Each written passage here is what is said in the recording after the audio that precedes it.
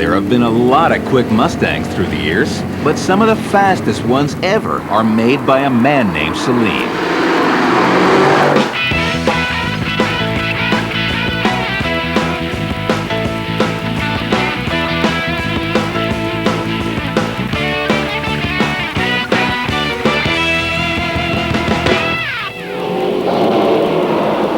This car is called S7. It's the fastest American production car ever built, and it's the culmination of one man's dream. That man is Steve Saleen.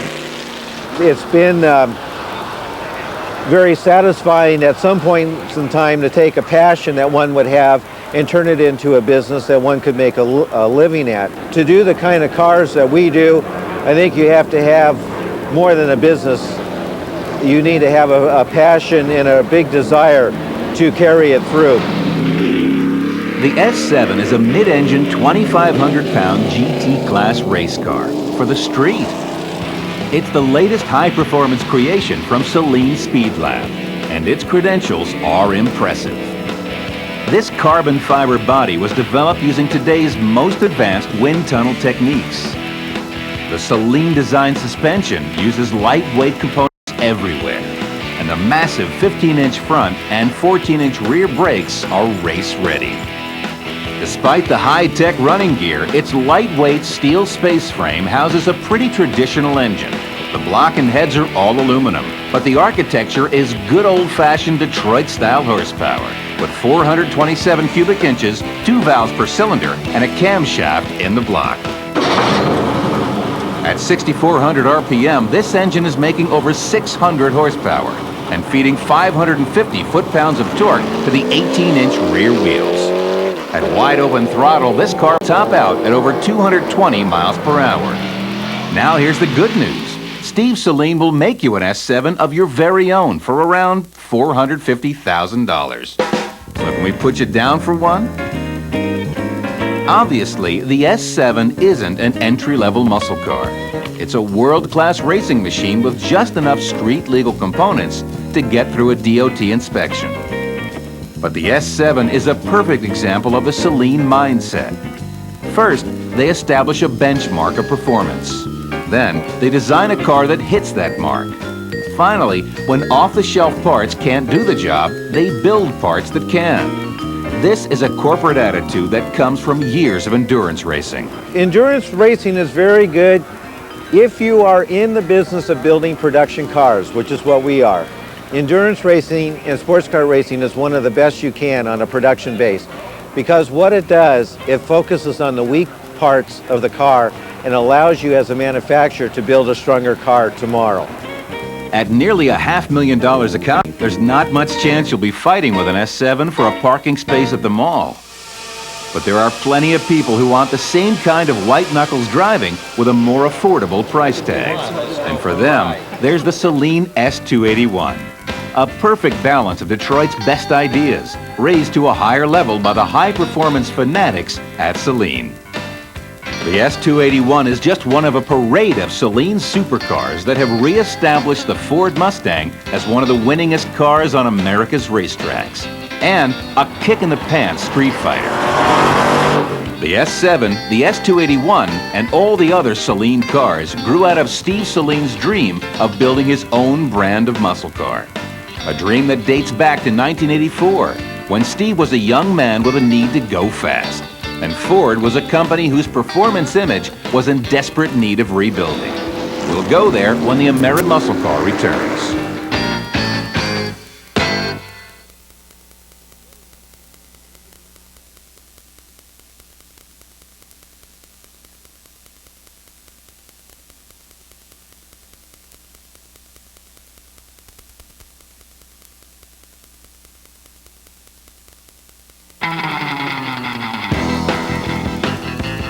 When the Mustang invaded the automotive scene in 1964, it had everything going for it, except muscle. But its great looks and young person appeal still sent almost 1 million buyers into Ford showrooms in its first 2 years. But almost immediately, big cubic inch competition from GM and Chrysler dragged the Mustang into a horsepower race. Never one to back down from this kind of a fight, Ford soon unleashed a string of muscle Mustangs, starting with the high-performance K-Code 289, which cranked out 271 horsepower at 6,000 RPM. About this same time, Steve Saleen was discovering how much fun muscle cars could be.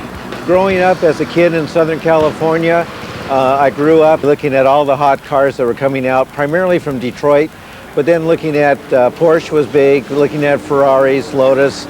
A lot of the imports was very exciting as well. And I think that all had a big influence on my perspective of cars. While Saleen was exploring all the fast cars he could get his hands on, Ford was continuing to build the Mustang into a first-class muscle car. Mustang was now packing the highest horsepower engines in Ford's stable, with everything from 390s all the way up to the mighty Cobra Jet 428.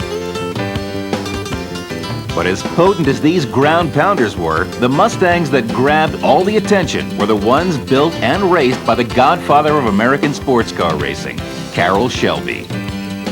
In the early 60s, Shelby had taken a little British sports car called the AC Bristol, replaced its four-cylinder engine with Ford's Hypo 289, and blew away the competition in U.S. road racing. He called it the Cobra. Shelby leveraged this race car building success and his relationship with Ford into another project based on that K-Code Mustang. Shelby's race package improved the car's suspension and heated up the 289 even more to make 306 horsepower. As soon as it hit the track, the Shelby GT350 immediately started cleaning up in SCCA racing. For a young man like Steve Saleen, who wanted to get into racing, the Shelby Mustang was made to order. Shelby certainly had, in the mid-60s there, had all the ingredients that really catapulted him above and beyond the rest. Driving a Shelby Mustang, Saleen won the first race he ever entered. And from there, his need for speed drove him to even faster cars. In the next few years, he raced everything from Super V to Trans Am, going pro in the Formula Atlantic Series, where he set 13 records and finished third in the championship. But by 1983, racing had taught Steve Saleen two things. One, it cost a fortune. And two, he could build a better car than he was currently driving. So in 1984, Saleen Autosport was formed. And like Carroll Shelby nearly 20 years earlier, the car he would build would be based on the Mustang.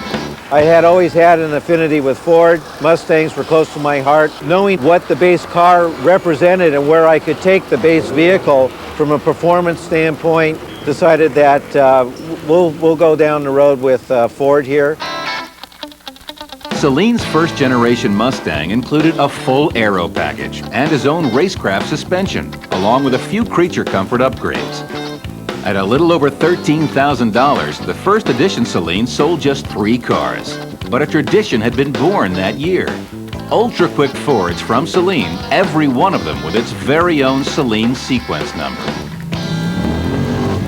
For the next 2 years, Saleen Autosports concentrated on improving their racecraft suspension and their manufacturing operation. The car's distinctive appearance package of side stripes, Saleen identification, and wide wheels and tires blended with the interior upgrades to make Saleen Mustangs a cut above the showroom cars. But what really put these cars on the map was their racing success. We won the whole championship in 1987, and that really started putting us on the map. Sales topped out at 608 cars for the first 4 years, and this figure more than doubled in 1988. In addition to building a dealer network, Saleen was now building a strong group of loyal owners. Just as Steve Saleen had forecast, racing had done a number of good things for his cars. It had attracted the attention of the enthusiast community. It had built their reputation as serious muscle car builders, and racing had developed the Saleen Mustang into a full-on street fighter. The formula was working. Stay with us as Saleen celebrates the 25th anniversary of the Mustang in a very special way on the American Muscle Car.